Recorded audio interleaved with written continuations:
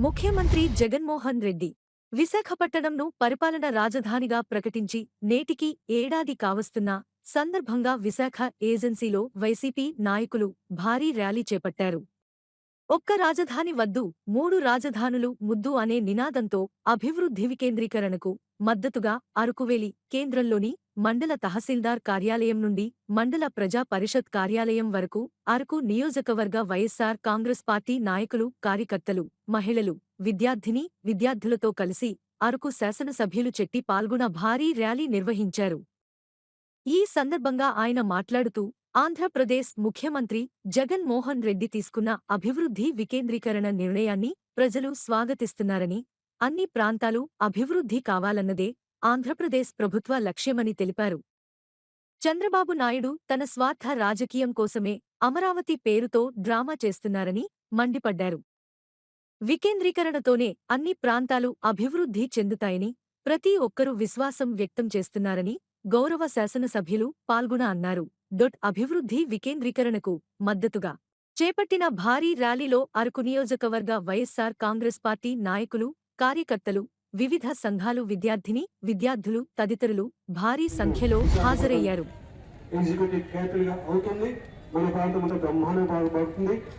అందరు ప్రజలందరూ సుఖశాంతితో హ్యాపీగా ఉంటారు. అందుకే మనమందరం ఈరోజు మూడు రాజధానులు ఒక రాజధాని అని ఈరోజు మనం కార్యక్రమం చేసుకుంటున్నాం. మీరు చూసారు, గతంలో తెలుగుదేశం ప్రభుత్వంలో గిరిజన శాఖకి మంత్రి లేదు. 4.5 సంవత్సరాలు మంత్రి లేకుండా మన అభివృద్ధికి అడ్డుపడ్డాడు. అభివృద్ధి అవుతుంది. ముఖ్యంగా మన గిరిజన ప్రాంతం అంతా అభివృద్ధి అని చెప్పేసి పోయిన సంవత్సరం ఇదే రోజు అసెంబ్లీలో 3 రాజధానులు బిల్లు ప్రవేశపెట్టి ఆ బిల్లుని పాస్ చేసిన రోజు ఈ రోజు గొప్ప రోజు. విశాఖపట్నం ఎగ్జిక్యూటివ్ కోపెట్టినట్లయితే మన గిరిజన ప్రాంతానికి అనేక అభివృద్ధి కార్యక్రమాలు జరుగుతుంది. ఉదాహరణకు టూరిజం ద్వారా ప్రభుత్వం మన గిరిజన చట్టాలకి అనుగుణంగా టూరిజం డెవలప్మెంట్ చేస్తూ వేలాది మంది గిరిజన యువకులకి ఉపాధి కల్పిస్తుంది.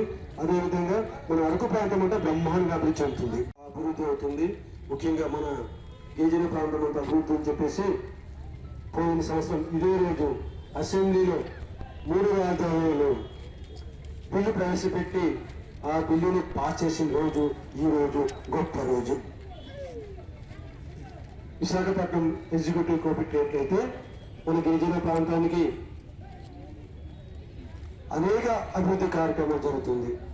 ఉదాహరణకు టూరిజం ద్వారా ప్రభుత్వం మన గిరిజన చట్టాలకి అనుగుణంగా టూరిజం డెవలప్మెంట్ చేస్తూ వేలాది మంది గిరిజన యువకులకి ఉపాధి కల్పిస్తుంది. అదేవిధంగా మన అరకు ప్రాంతం అంటే బ్రహ్మాండంగా అభివృద్ధి చెందుతుంది, రాబోతుంది. మనకు ఈ యొక్క ఎగ్జిక్యూటివ్ గా వస్తే మనకు సుదూర ప్రాంతం నుంచి అధికారులు, అనధికారులు, టూరిస్టులు అన్ని రంగాలు అభివృద్ధి చెందడానికి అవకాశం ఉంటుంది. గిరిజన ప్రాంతం అదేవిధంగా రాష్ట్రంలో అన్ని ప్రాంతాలు అభివృద్ధి చెందాలని చెప్పేసి మన ప్రియత ముఖ్యమంత్రి శ్రీ వైఎస్ జగన్మోహన్ రెడ్డి గారు సంకల్పిస్తే మన తెలుగుదేశం అధ్యక్షులు గారు, మాజీ ముఖ్యమంత్రి గారు ఒకటే రాజధాని కావాలా, 3 రాజధానులు వద్దు అంటారు. సుప్రీంకోర్టులో మనం ఫైల్ పెట్టాము. అంటే అభివృద్ధి ఎంత అభివృద్ధి అవుతుంది, కనీవిని మరి పాపం సుదూర ప్రాంతం నుంచి వచ్చారు, ఎండలో మండిపోతున్నారు. కాబట్టి చేరి వచ్చిన ప్రజలందరికీ, చేరి వచ్చిన నాయకులకి అందరికీ, అన్ని సంఘాల వాళ్ళకి, గ్రామస్తులకు,